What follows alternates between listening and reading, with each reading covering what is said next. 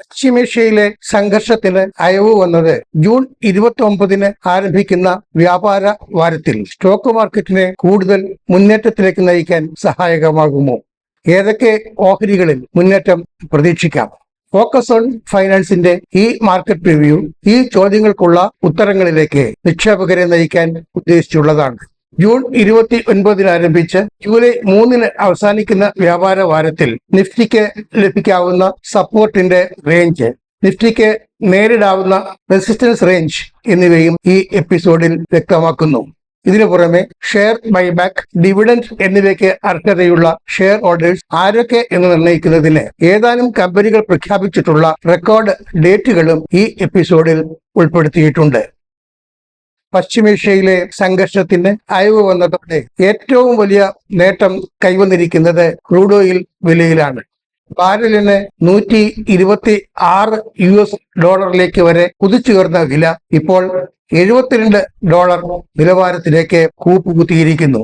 ഏകദേശം 43% ഇടിവ്. Crude oil വിലയിലെ ഇടിവിന്റെ ഏറ്റവും വലിയ നേട്ടം ലഭിക്കുന്ന രാജ്യങ്ങളിൽ ഒന്ന് ഇന്ത്യയാണ്. വലിയ തോതിൽ വെസ്റ്റ് ഏഷ്യ എക്സ്പോഷറുള്ള ഇന്ത്യൻ കമ്പനികൾ അനേകമുണ്ട്. വലിയ മുന്നേറ്റത്തിനുള്ള അവസരമാണ് അവയ്ക്ക് മുന്നിൽ കൈവന്നിരിക്കുന്നത്.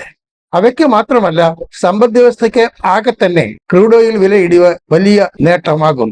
രാജ്യത്തിന്റെ ഇറക്കുമതി ചെലവ് ഗണ്യമായി കുറയും. പണപ്പെരുപ്പ സമ്മർദ്ദത്തിൽ അയവുണ്ടാകും. രൂപയുടെ എക്സ്ചേഞ്ച് റേറ്റ് വളരെ മെച്ചപ്പെട്ട നിലവാരത്തിൽ സ്റ്റെബിലൈസ് ചെയ്യുന്നതുമാണ്.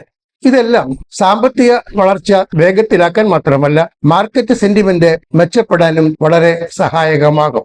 സമ്പദ് വ്യവസ്ഥയ്ക്ക് ഉണ്ടാകാൻ പോകുന്ന വലിയ നേട്ടത്തിന്റെ സൂചനകൾ ബോധ്യപ്പെടാൻ ഇന്ത്യൻ മാർക്കറ്റിന് മനസ്സ് വന്നു തുടങ്ങിയിട്ടേയുള്ളൂ. നമ്മൾ ഇപ്പോഴും സൗത്ത് കൊറിയ, തായ്വാൻ മാർക്കറ്റുകളിലെ AI നാടകത്തിന്റെ ഞെട്ടലിലാണ്.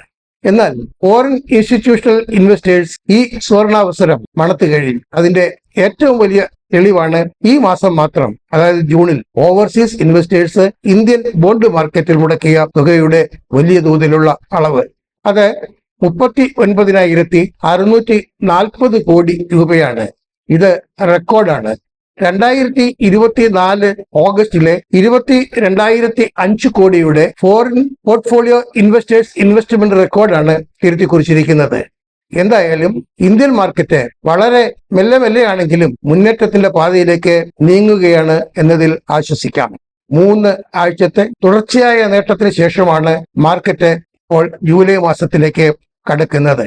സെൻസെക്സിന് 77,000 പോയിന്റിന് മുകളിലും നിഫ്റ്റിക്ക് 24,000 പോയിന്റ് മുകളിലും ക്ലോസിംഗ് സാധ്യമായി എന്നതും വളരെ നല്ല കാര്യം തന്നെ. സെൻസെക്സ് ക്ലോസ് ചെയ്തിരിക്കുന്നത് 77,100.47 നിലവാരത്തിലാണ്. നിഫ്റ്റി 50 ക്ലോസ് ചെയ്തിരിക്കുന്നത് 24,056 എന്ന നിലവാരത്തിൽ. നിഫ്റ്റി ബാങ്ക് ഇൻഡെക്സിന്റെ ക്ലോസിംഗ് നിലവാരം 58,177.05. ഈ സാഹചര്യത്തിൽ നിഫ്റ്റിക്ക് ലഭിക്കാവുന്ന പിന്തുണ 23,700-നും 23,800-നും ഇടയിലായിരിക്കും. 23,700-ന് താഴേക്ക് ഇൻഡെക്സ് പോകാനുള്ള സാധ്യത തൽക്കാലം കാണുന്നില്ല. നിഫ്റ്റിക്ക് നേരിട്ടേക്കാവുന്ന റെസിസ്റ്റൻസ് 24,450-നും 24,550-നും ഇടയിലായിരിക്കും. 24,550 പിന്നിടാൻ കഴിയുകയും ആ നിലവാരത്തിൽ നിലയുറപ്പിക്കാൻ കഴിയുകയും ചെയ്താൽ വലിയ നേട്ടങ്ങൾ പിന്നീട് പ്രതീക്ഷിക്കാം. നിഫ്റ്റിയുടെ കയറ്റിറക്കം കുറഞ്ഞത് 450 പോയിന്റ് റേഞ്ചിലും കൂടിയാൽ 850 പോയിന്റ് റേഞ്ചിലും ആയിരിക്കുമെന്നാണ് കരുതുന്നത്. ഇപ്പോഴത്തെ നിലയിൽ മാർക്കറ്റ് ഔട്ട്ലുക്ക് മോഡറേറ്റ്ലി ബുള്ളിഷ് ആണെന്ന് പറയാം. അതേസമയം കൂടിയ തോതിലുള്ള വോളറ്റിലിറ്റി പ്രതീക്ഷിക്കുകയും വേണം. ഇനി പശ്ചിമേഷ്യയിലെ സംഘർഷത്തിന് അയവ് വന്നതിന്റെ നേട്ടം ലഭിക്കാവുന്ന 35 കമ്പനികൾ ഏതൊക്കെ എന്ന് നോക്കാം. ഏവിയേഷൻ, ഓയിൽ മാർക്കറ്റിംഗ് എന്നീ സെക്ടറുകൾ, അതുപോലെ റേറ്റ് സെൻസിറ്റീവ് ആയിട്ടുള്ള കൺസ്യൂമർ സെക്ടർ തുടങ്ങി വ്യത്യസ്ത മേഖലകളിൽ നിന്നുള്ള കമ്പനികൾ ഈ ലിസ്റ്റിൽ ഉൾപ്പെടുന്നു. ഇന്ധന വിപണന രംഗത്ത് പ്രവർത്തിക്കുന്ന Hindustan petroleum corporation HPCL, Bharat petroleum corporation BPCL, Indian oil corporation IOC, Chennai petroleum corporation MRPL എന്നിവയ്ക്ക് നേട്ടമുണ്ടാകും. ചെന്നൈ പെട്രോളിയം, MRPL എന്നിവ മുമ്പ് ഇറാനിൽ നിന്ന് ക്രൂഡ് ഓയിൽ വാങ്ങിയിരുന്നു. ഇവ വീണ്ടും ഇറാനിൽ നിന്ന് എണ്ണ വാങ്ങാൻ സാധ്യതയുണ്ട്. അതിനിടെ ചെന്നൈ പെട്രോളിയം കോർപ്പറേഷന് കേന്ദ്ര സർക്കാർ നവരത്ന സ്റ്റാറ്റസ് നൽകിയിട്ടുമുണ്ട്. ഇങ്ങനെ നവരത്ന സ്റ്റാറ്റസ് ലഭിച്ചതിലൂടെ 1000 കോടിയിലേറെയുള്ള നിക്ഷേപം സ്വമേധയാ നടത്തുന്നതിന് ചെന്നൈ പെട്രോളിയത്തിന് സാധിക്കും. അതായത് കേന്ദ്ര സർക്കാരിന്റെ അനുമതി ആവശ്യമില്ല.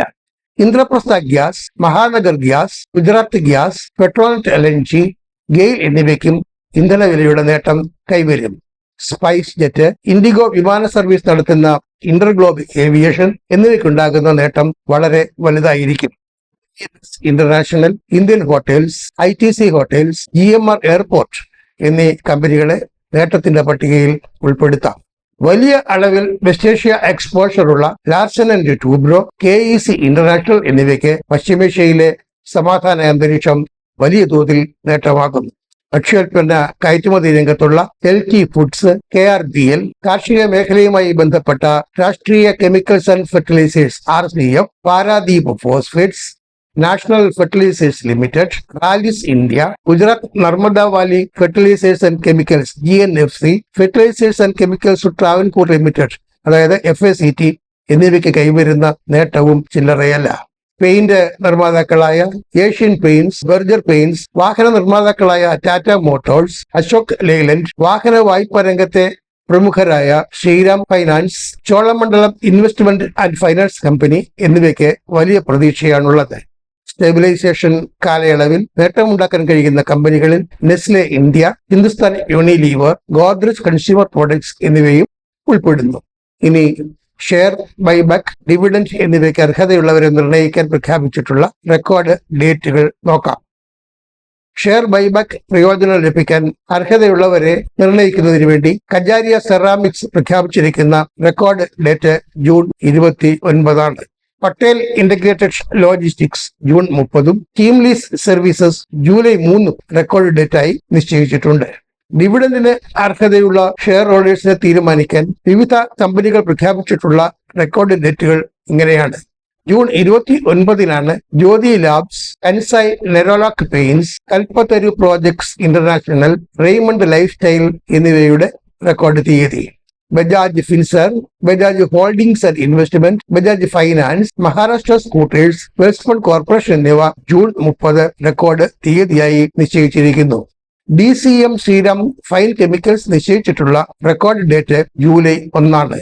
ലോയിഡ്സ് എന്റർപ്രൈസസിന്റെ റെക്കോർഡ് ഡേറ്റ് ജൂലൈ 2. ജൂലൈ 3 അനേകം കമ്പനികൾ റെക്കോർഡ് തീയതിയായി നിശ്ചയിച്ചിട്ടുണ്ട്.